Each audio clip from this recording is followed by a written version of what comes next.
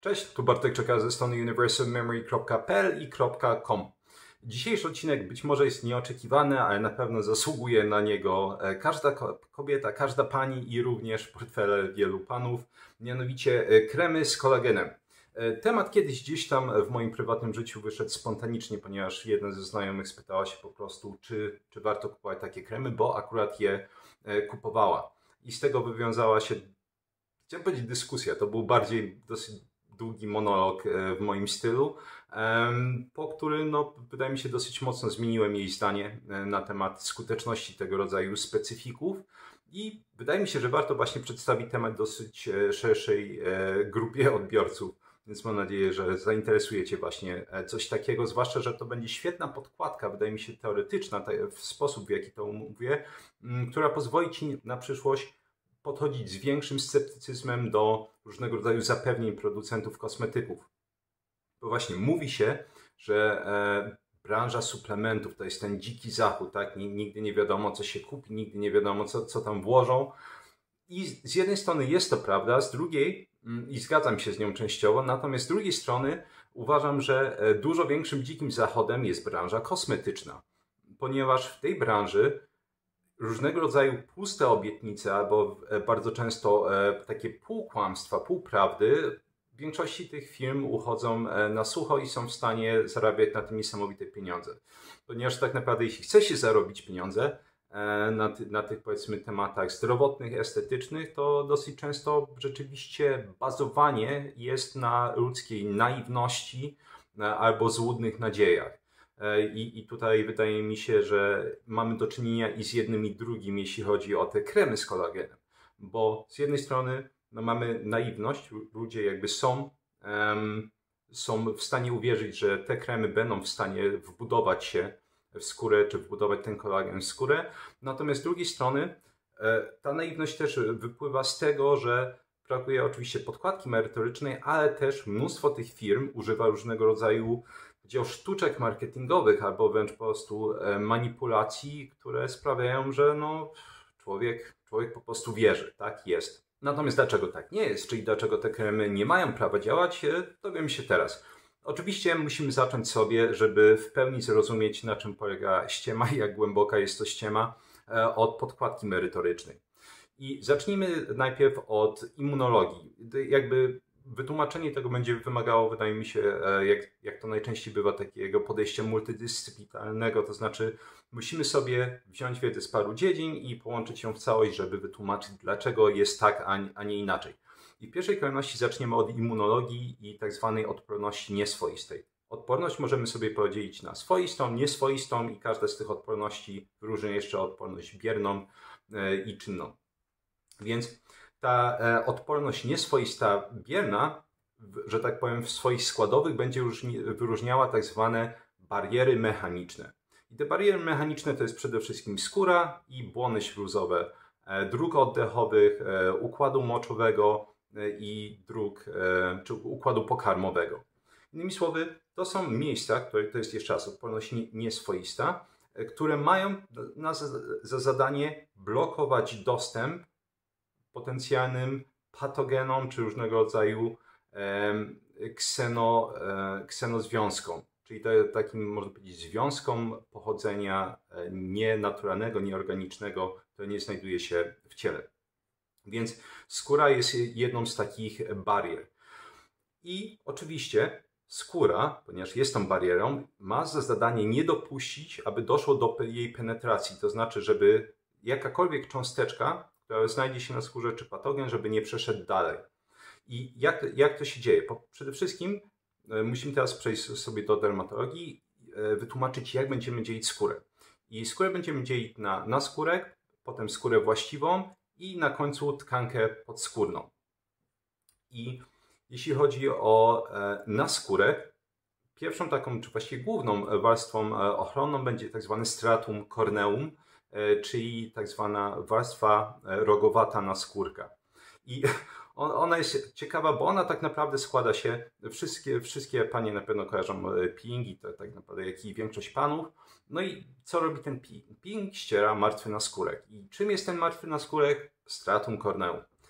To jest mniej więcej od 15 do 25 warstw martwych komórek skóry, które są połączone tak zwanymi desmosomami.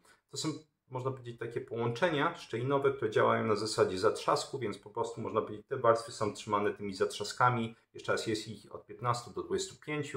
Widziałem, że w literaturze dosyć często tą powtarzaną liczbą jest 20. No i oczywiście jakby można powiedzieć takim spoiwem ostatecznym stratum corneum będą różnego rodzaju substancje, które będą właśnie utrzymywały całość, czyli jakby stabilność tej warstwy stratum corneum. Mamy już więc dwie składowe wyjaśnienia. To znaczy, jaką funkcję pełni skóra. Oczywiście w tym przypadku skóra jest między innymi organem detoksyfikacyjnym, ma mnóstwo różnego rodzaju funkcji, ale że skóra jest barierą. Jak zbudowana jest skóra? Oczywiście znowu to zróżnicowanie, czyli jakby ta budowa jest znacznie bardziej skomplikowana, natomiast na nasze potrzeby wystarczy i przechodzimy dalej. Mianowicie, czym jest Dalton? Bo Dalton to określenie będzie nam potrzebne, żeby wyjaśnić w dalszej części, dlaczego kremom z kolagenem ciężko będzie działać. Więc Dalton jest to jednostka masy atomowej. I ona kiedyś była jakby definiowana inaczej, ale to nowoczesne określenie Daltona, że to jest 1/12 masy atomowej izotopu węgla C12, co odpowiada mniej więcej wadze najlżejszego izotopu wodoru. Więc tak definiowany jest Dalton. Oczywiście to, że tak powiem, raczej w ramach teoretycznych sobie tą definicję mówimy, natomiast to, co nas najbardziej interesuje, że to jest jakby, można powiedzieć, taka miara tej masy atomowej, wielkości. I to przyda nam się w dalszej części.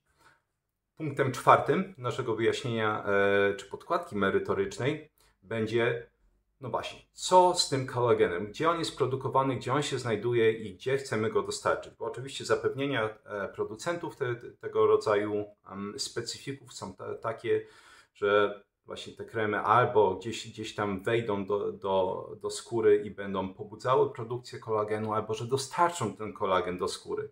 To jest naprawdę bardzo mocnym nieporozumieniem. I teraz dlaczego? Po pierwsze, komórki, które będą produkować kolagen, one nazywają się fibroblasty.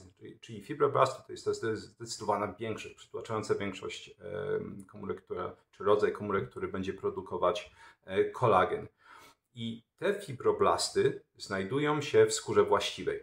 Czyli najpierw musimy przejść przez naskórek, musi dojść do penetracji naskórka, żeby dojść do tej skóry właściwej, przypominam.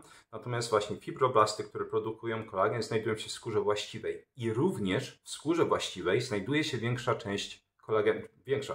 Tak naprawdę praktycznie cały kolagen, który mamy w skórze, to jest skóra właściwa i sama skóra właściwa to jest mniej więcej 90% objętości tej naszej tkanki naskórnej, czy ogólnie skóry, jak to mówimy kolokwialnie. Mam nadzieję, że niczego nie zagmatwałem i przechodzimy teraz do połączenia, że tak powiem, tych wszystkich naszych części podkładki merytorycznej, żeby wyjaśnić, dlaczego nie ma szans na to, żeby krem z kolagenem spełnił swoją funkcję.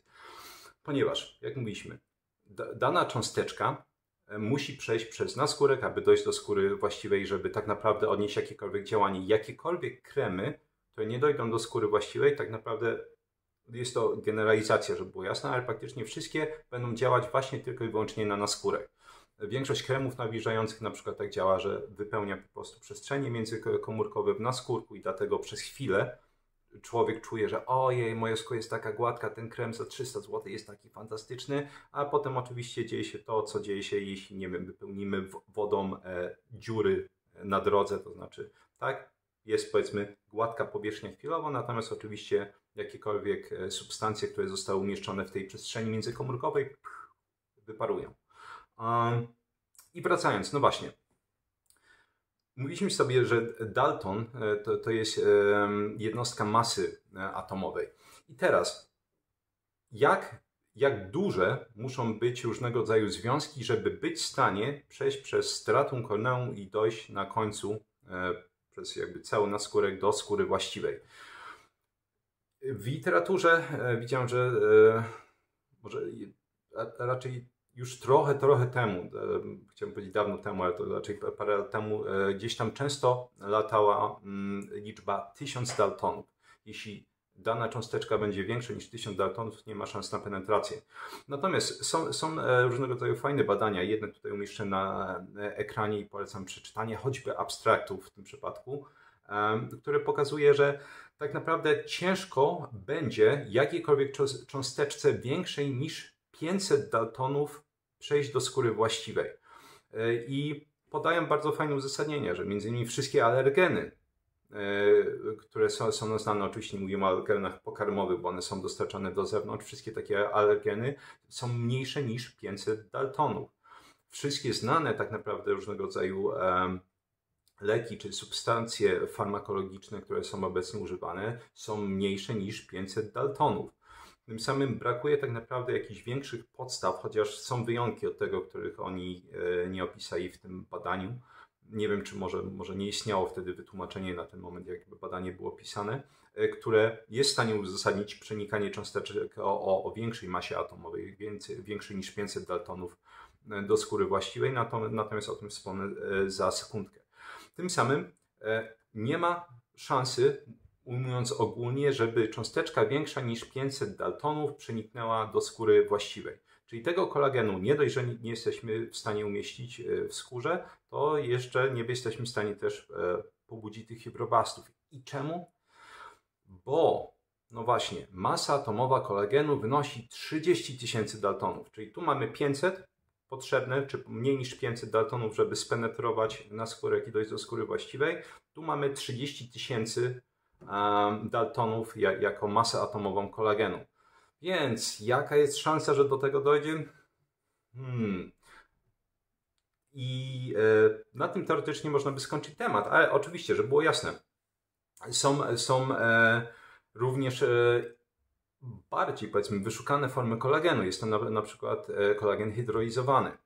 On ma mniejszą większość cząsteczek, ale wciąż wynosi ona mniej więcej na ten moment, chyba że nie śledzę, żeby było jasne, tej branży aż tak mocno, żeby, że tak powiem, każdą nowość wychwycić. Natomiast ten hydrolizowany kolagen najczęściej ma masę atomową 4 do 5 tysięcy daltonów.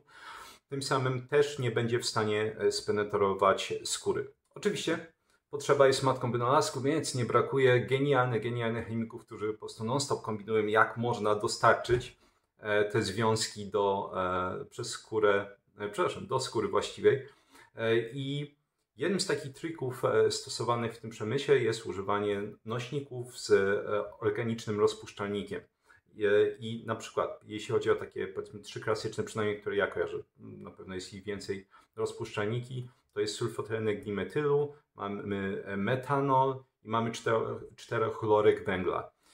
Więc na przykład one są, jeśli je zauważy się gdzieś tam w składzie, no to często właśnie to będą te nośniki, które będą, że tak powiem, rozpuszczać te bariery i jednocześnie właśnie jako konia trojańskiego dostarczać daną cząsteczkę.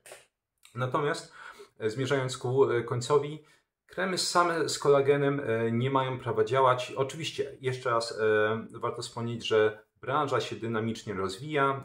Na przykład są różnego rodzaju teraz mikrocząsteczki kolagenu, przynajmniej eksperymentalnie wiem, że takie kremy zostały stworzone i one są w stanie przejść do skóry właściwej, natomiast absolutna większość tych kremów, które są sprzedawane na przykład z kolagenem, to samo tyczy się absolutnej większości kremów z kwasem hialuronowym. One po prostu nie są w stanie dojść tam, gdzie mają dojść, więc człowiek płaci za marzenia, naiwność, jakkolwiek byśmy to chcieli określać, ale oczywiście winny nie jest nie człowiek, tylko po prostu firmy, które manipulują człowiekiem, aby osiągnąć swój cel.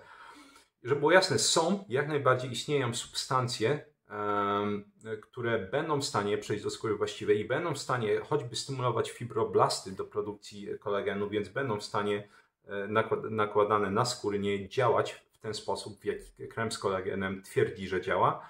Natomiast to sobie mówimy w inny sposób.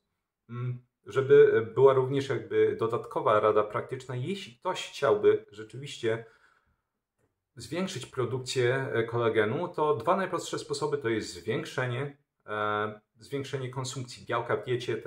W Polsce zalecane jest 80 grama białka na 1 kg masy ciała, co jest absolutnym idiotyzmem. to naprawdę nie jest w stanie zaspokoić normalnych potrzeb ciała, żeby człowiek działał, szczególnie im jest starszy, albo im bardziej wymagający jest fizycznie jego tryb życia. Tym samym to będzie się odbijać też na skórze, bo przypominam, że kolagen to jest ilościowo absolutnie dominujące białko w ludzkim ciele, które znajduje się praktycznie wszędzie. Oczywiście tych typów kolagenu jest parędziesiąt. Natomiast mówiąc ogólnie jest to najbardziej dominujące białko w ludzkim ciele. I ponieważ białka składają się z aminokwasów, jeśli będziemy mieć dużo białka, rozbijemy to białko na aminokwasy, a te aminokwasy będą już w ciele składane na inne białka, ale również peptydy, bo kolagen jest peptydem, więc ten kolagen będzie być w stanie syntezowany w środku. Więc pierwszy sposób to jest zwiększamy ilość spożywanego białka. Sposób drugi, stosujemy suplementację kolagenem doustną. I jest naprawdę już mnóstwo badań, bym powiedział, może nie świetne, jeszcze brakuje trochę, żeby te badania były świetnej jakości, ale przyzwoitej jakości, które jednak pokazują bezapelacyjnie, że suplementacja doustna kolagenem będzie w stanie bardzo pomóc, jeśli chodzi o syntezę kolagenu. Zwłaszcza, że przypominam wszystkim, że synteza kolagenu będzie progresywnie spadać z wiekiem. Im jesteśmy starsi, tym mniej będziemy sami produkować tego kolagenu. Co najmniej jakby były w zasadzie jakieś limity ustalone w ciele, że nawet jeśli będziemy mieć więcej tego białka, owszem, będzie więcej produkowane tego kolagenu, ale wciąż, że tak powiem, już fabryka z każdym kolejnym rokiem nie będzie wyrabiać. Więc jeśli komuś zależy, oczywiście tutaj mówię i do pań, i do panów, bo wydaje mi się, że każdy lubi wyglądać dobrze, lubi się czuć dobrze, to wpływa na pewność siebie, komfort psychologiczny, naprawdę na cały taki nasz, powiedział, dobrobyt.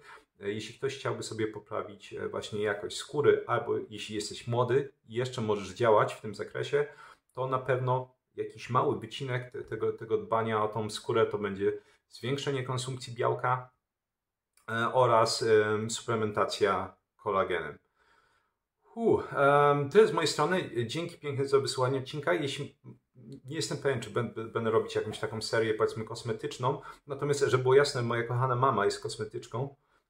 Ja po prostu, no może nie niemowlaka, ale naprawdę nie miałem jeszcze 10 lat, jak miałem już styczność z tą, że tak powiem, dziedziną, chociaż oczywiście nie wiedziałem nic wtedy o medycynie, a jakieś różnego rodzaju te zabiegi, specyfiki, które są powszechnie używane, człowiek chłonął, więc gdzieś tam pewnie z 30 lat tego na początku osłuchiwania się, a potem wsiąkania w tą dziedzinę było, więc jeśli masz jakieś pytania dotyczące tego, też sporo jakichś różnego rodzaju kursów robiłem, nawet z medycyny estetycznej, z ciekawości, więc jeśli masz jakieś pytania dotyczące tej dziedziny, zostaw komentarz, być może będę zajmował się tym tematem, jeśli oczywiście pojawi się zapotrzebowanie, a jeśli nie, to po prostu będziemy atakować inne tematy.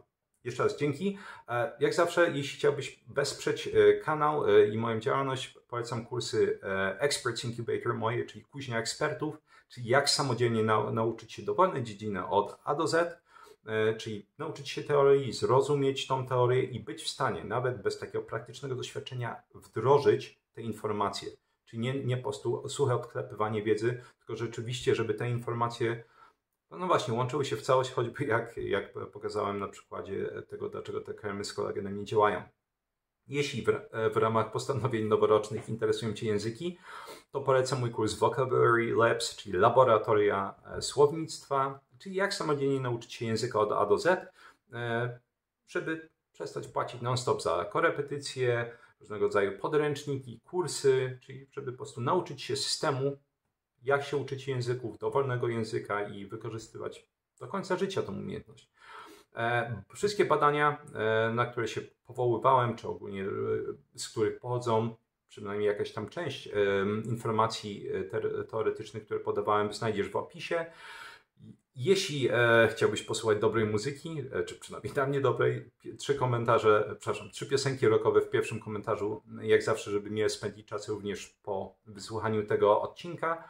Jeśli chciałbyś otrzymać ode mnie również informacje w formie cyfrowej, ale pisemnej, to zapraszam do zapisania się do newslettera na polskiej stronie. Link znajduje się w opisie, ponieważ tam publikuję artykuły właśnie przede wszystkim o pamięci, językach, również analizie danych naukowych.